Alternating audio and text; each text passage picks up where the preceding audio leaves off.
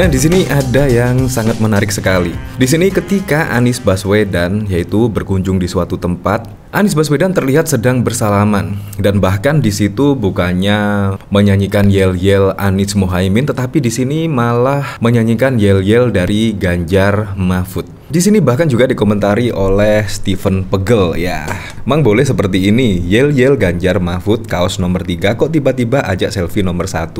Kasihan koordinatornya. Nah, di sini kemungkinan yaitu Anies Baswedan di sini mengikuti jejak dari Ganjar pada waktu lalu ketika pengundian nomor urut. Di situ bahkan pada saat di KPU, di situ Ganjar Pranowo bahkan menemui relawan dari pendukung Prabowo Gibran. Di situ menurut saya sangat keren sekali. Nah, di situ menurut saya menunjukkan apa? Menunjukkan pemilu 2024 yaitu pemilu damai, pemilu tanpa caci maki dan lain sebagainya. Nah, di sini menurut saya di sini Anies memang sengaja ya menemui yaitu relawan dari Ganjar Mahfud. Di sini bahkan ketika Anies bersalaman di situ bahkan banyak relawan di situ bukannya meneriakkan Anies dan Mohaimin melainkan Ganjar Mahfud. Seperti ini videonya.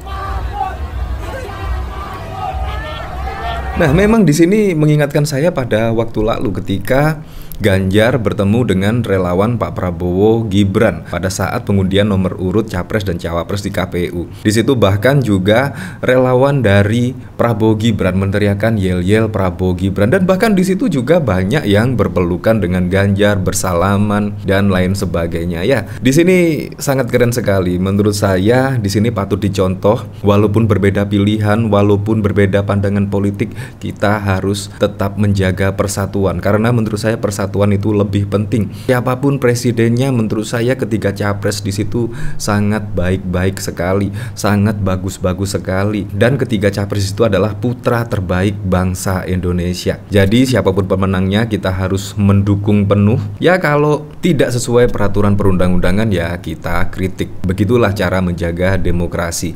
Nah, di sini yang paling menarik yaitu ketika pada waktu lalu ya, khususnya dari PDI Perjuangan, Ibu Megawati bahkan menyebut kita harus melawan. Ya, melawan apa itu?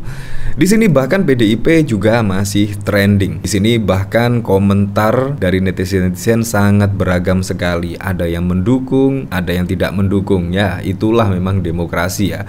Kita saling mengkritik, tapi kita tidak boleh menyebarkan hoax, caci maki dan lain sebagainya. Di sini bahkan dikomentari oleh Bobi Risakota, kader PDIP yang satu ini benar-benar cantik cara mainnya. Pernah punya pengalaman menangkan Jokowi jadi presiden. Kali ini beliau akan kerahkan semua kemampuannya untuk memenangkan pertarungan ini.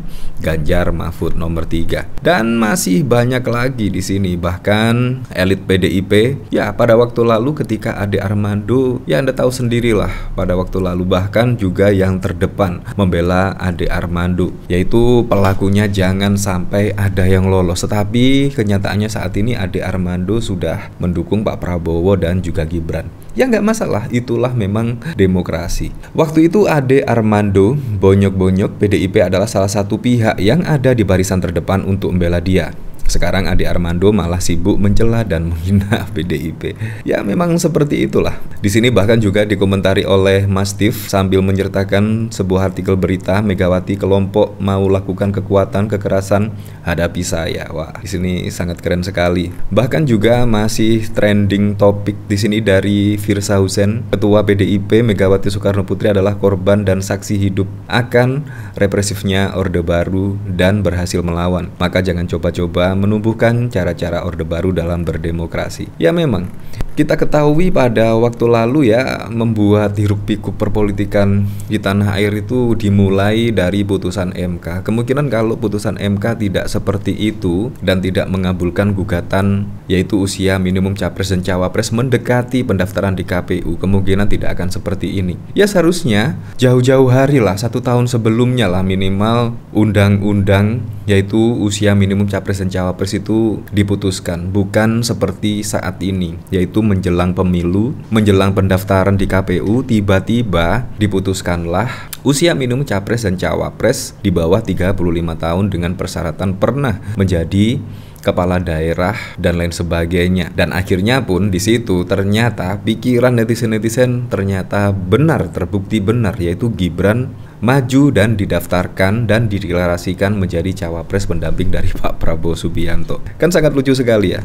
Di sini bahkan banyak komentar-komentar, yaitu ketika PDIP trending topik di Twitter. Di sini bahkan dari kompas.com, Ketua Umum PDI Perjuangan Megawati mengaku jengkel dengan sikap penguasa saat ini yang menurutnya ingin bertindak seperti penguasa di Orde Baru. Dan masih banyak lagi komentar-komentar dari netizen di sini. Nah, dari sini saya penasaran, kira-kira komentarnya seperti apa ya? Di sini Anies Muhaimin, wah ya, ambil kaosnya, ambil uangnya, jangan pilih nomor 2 dan 3. Sip, bukti real, rumput tetangga lebih ganteng menarik. Bisa dipecat itu relawan besok-besok kalau ada proyek lagi nggak diajak.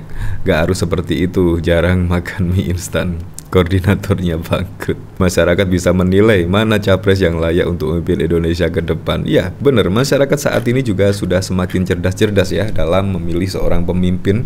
Harus melihat track recordnya, harus melihat rekam jejaknya, harus melihat visi misinya, harus melihat program-programnya. Apalagi saat ini Anies Baswedan kan sudah pernah menjadi Gubernur DKI Jakarta ya. Ya, kita lihatlah rekam jejaknya pada saat menjabat sebagai Gubernur DKI Jakarta itu seperti apa. Program-programnya banyak yang terrealisasi atau tidak, program-programnya banyak yang gagal atau tidak. Ya, kita bisa melihat rekam jejak dari Anies Baswedan di situ.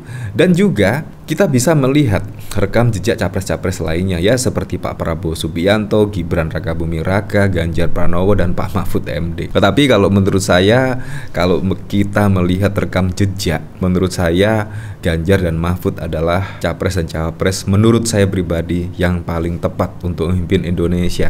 Karena di situ Ganjar juga sudah terbukti menjadi DPR RI pada waktu lalu hingga 2 periode, dan juga menjadi Gubernur Jawa Tengah juga 2 periode. Dan disusul lagi dari cawapresnya, yaitu pernah menjadi Menteri Daerah Gus Dur dan bahkan juga pernah menjadi Ketua MK dan saat ini juga menjadi Menteri. Jadi menurut saya yang paling pas ya pilih nomor 3, Ganjar Mahfud, karena terbukti rekam jejaknya, terbukti kerja nyatanya, dan terbukti tegas terhadap intoleransi dan bahkan juga terhadap korupsi. Ya, apapun itulah, untuk Pilpres 2024 mendatang semoga saja berjalan dengan aman, berjalan dengan lancar, dan yang paling penting berjalan dengan jujur dan juga adil.